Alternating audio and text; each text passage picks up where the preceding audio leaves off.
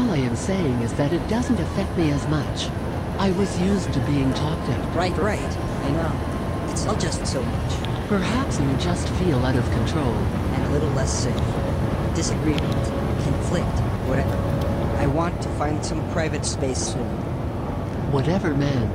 At least the shouting isn't so one-sided anymore. With the way Los Angeles has exploded in rental prices, we have to defend every unit to the death. When I moved out to LA, I looked for what price I could afford, not what color was in the neighborhood. All people have to be fighting actively against gentrification. If you have the means to join the struggle and choose not to, you will be fought against. As a real estate appraiser with over 30 plus years of experience, this is basic economics. These people aren't getting pushed out. It's natural change. It is actually facilitated by individuals in the community who want to sell their property to the highest bidder. The people who are trying to cash in is what causes gentrification. The answer to this government and millionaires towards the demands of aggrieved communities is to displace them and ignore their lived experiences. The world changed. I don't think you can freeze the environment. Otherwise, you end up with Museum City. Gentrification is progress, plain and simple. It's also inevitable. Change will always happen, and new shiny shops don't bother me in the slightest. So, neighborhoods are wrecked by making them better and safer. Would you prefer that LA look like Tijuana? Don't get me started. Don't even get me started on the subject of neighborhoods being ruined. What a ridiculous false dilemma. I bought a couple of foreclosed places in a transition zone a few years ago. They were dumps. I fixed them up and sold them for a profit. Why is that wrong? Here is why. First, the police tried to criminalize public housing residents and the ants. Then the city and the non-profits tried to wipe public housing off the face of the earth in the 90s. The city then tried to force public housing residents out of their homes with excessive fees in the arts. Then the city tried to privatize public housing in the 10s. That's what's happening to my neighborhood. One by one, they're all being bought up and torn down. It's only a matter of time before we get a note on our door informing us that our building has been sold.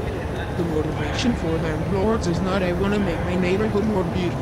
It's money, including harassment and evictions, which are violent processes.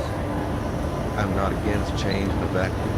I'm against change as it takes place under capitalism, against people being thrown out in the street. Ultimately, no change on this land took place in a vacuum. This is a settler colonialist country. If you are informed of the issues and understand the violence being done against renters and undocumented folks, then it is sad for you to think you are neutral. If you choose to remain uninformed, then you allow abuse to continue. Today's white influx feels particularly ominous, like the worst of our bad history looping back on itself. Once again, our places are tethered to what white people want, what they decide is valuable. Fuck that shit. Let's be clear. The FBI, DHS and LAPD want the anti-gentrification movement to end. They want our left and progressive activists who dare to struggle too scared to keep doing the work. Keep in mind that just about any legal tool you come up with to try and shield these communities will be turned into a tool for wealthier communities to keep any working class out. Look, I am a liberal. But it is time to admit our elites no longer reflect our democratic ideals. Time for real liberals to separate themselves from the left, which increasingly becoming anti-white. Wrong. Our community is under attack. Our immigrant comrades have been under attack since a long time ago. These are not American lands. This is native land. These are the lands that were stolen from our native relatives. Lands that were invaded by white settlers that never belonged to them.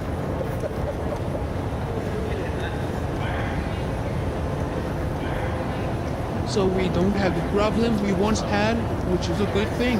But never have I seen so many people talk about the cost of housing and this kind of alienation that they feel living in Los Angeles right now simply because of how damn much it costs to live here.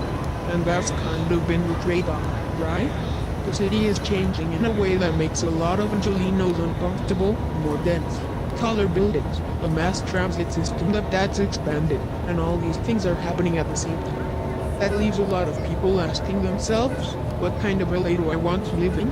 In a sense, You have an LA with one foot in its 20th century image, low-rise single-family homes and we all drive around, and you have this LA that also has its foot in the 21st century in terms of what it's becoming.